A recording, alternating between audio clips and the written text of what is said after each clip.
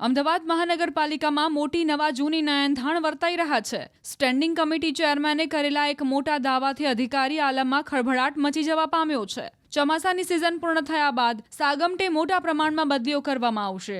એક જ હોદ્દા પર રહેલા બાબુઓની પણ બદલીઓ કરાશે। 4 વર્ષથી વધુ સમયથી એક જ હોદ્દા પર રહેલા અધિકારીઓની બદલી કરવામાં આવશે।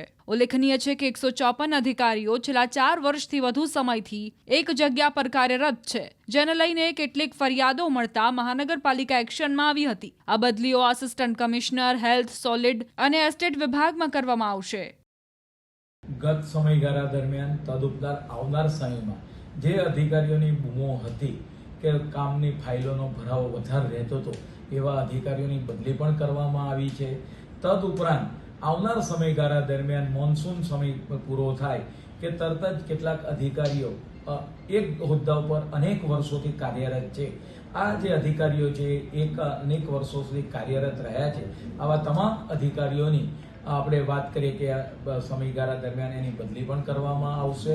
પરિણામે નવા અધિકારી એ જગ્યા પર આવે, તદુપરાંત કામને પણ વેગ મળે। એટલે ભૂતકાળની અંદર અમુક વર્ષો 3 વર્ષ 4 વર્ષ જેવા સમયગાળો થઈ ગયો હોય તેવા તમામ કર્મચારીઓ છે તેની આવનાર સમયગાળા દરમિયાન હાલ મોન્સૂન પીરિયડ ચાલી રહ્યો છે, મોન્સૂન પીરિયડ પૂરો થતાં જ આ કાર્યવાહી કરવામાં આવશે।